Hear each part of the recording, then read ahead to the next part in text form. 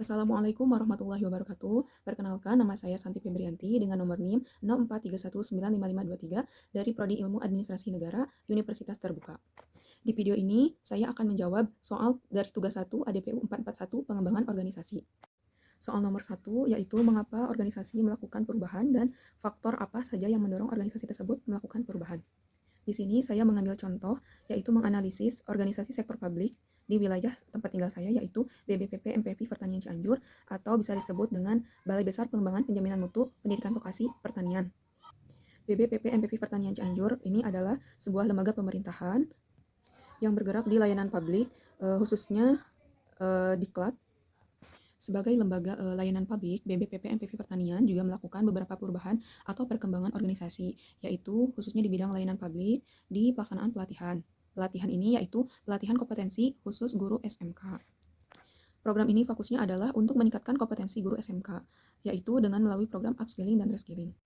Adapun yang menjadi faktor pendorong BBPP MPV Pertanian Cianjur melakukan perubahan atau perkembangan melalui program upskilling reskilling adalah yang pertama, faktor lingkungan. Faktor lingkungan ini berarti faktor lingkungan eksternal. Di antaranya untuk menghadapi tantangan di masa depan, sehingga tenaga pendidik perlu bekal pengetahuan teoritis dan keterampilan praktis untuk menghadapi tantangan tersebut. Kemudian, adanya perubahan dan kemajuan teknologi yang semakin maju, sehingga setiap tenaga pendidik harus menguasai dan mampu menggunakan teknologi. Selanjutnya, semakin tingginya tingkat persaingan industri, maka tenaga pendidik juga harus mampu melahirkan kelulusan yang siap bersaing di industri. Faktor yang kedua adalah faktor organisasi atau faktor lingkungan internal. Berdasarkan misi BBPP MPP Pertanian itu sendiri adalah untuk mewujudkan pendidikan yang relevan dan berkualitas tinggi, merata dan berkelanjutan yang didukung oleh infrastruktur dan teknologi. Sehingga dengan adanya program ini adalah bentuk perubahan organisasi agar tetap berkembang dan menjalankan peranannya sebagai lembaga diklat. Dengan demikian, melalui program upskilling reskilling ini bisa memberikan kemanfaatan. Soal kedua, model diagnosis yang mana yang cocok digunakan organisasi tersebut sebagai dasar untuk melakukan perubahan. Dalam melakukan perubahan dan melaksanakan program upskilling reskilling tersebut, maka perlu mengidentifikasi faktor penyebab dan memberikan dasar untuk memilih strategi yang efektif dalam pelaksanaannya. Oleh sebab itu, organisasi perlu melakukan diagnosis atau analisis agar program tersebut bisa terlaksana dan sukses. Menurut saya, model diagnosis yang cocok digunakan adalah model diagnosis konsultasi manajemen dan model sosial teknikal. Dengan menggunakan model konsultasi manajemen, ini perlu menganalisis yaitu tujuan atau rencana dasarnya. Yang kedua, sistem manajemen organisasi itu sendiri. Yang ketiga, keuangan atau anggaran yang tersedia.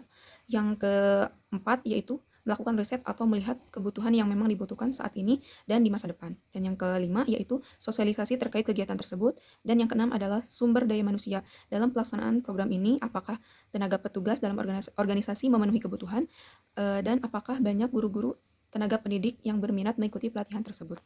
Selanjutnya, model sosial teknikal. Menurut saya, model ini bisa digunakan karena dalam melaksanakan program ini berarti BBPP MPP Pertanian juga harus menjalin kerjasama dengan pihak lain, seperti organisasi pemerintahan setempat, desa, kecamatan, dan masyarakat. Kemudian, sekolah-sekolah kejuruan yang menjadi sasarannya. Oleh sebab itu, diagnosi ini organisasi perlu berinteraksi dengan lingkungannya. Soal nomor 3, model pengelolaan perubahan apa yang paling cocok digunakan? Model pengelolaan perubahan yang cocok digunakan untuk mewujudkan visi dan misi BBPP MPP Pertanian dan program-program yang direncanakan dapat terlaksana, maka pengelolaan perubahan kualitas manajemen bisa digunakan.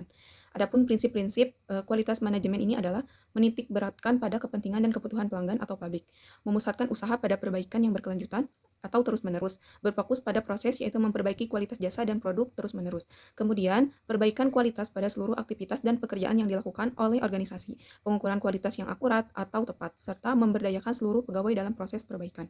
Jadi, untuk mewujudkan visi dan misi serta program upskilling reskilling BBPP MPP Pertanian, maka organisasi perlu melakukan proses pengelolaan kualitas manajemen dengan menggunakan prinsip-prinsip tersebut karena model pengelolaan ini lebih menitik beratkan pada perbaikan yang berkelanjutan dalam proses pekerjaan.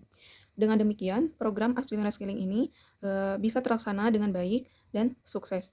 Terima kasih. Wassalamualaikum warahmatullahi wabarakatuh.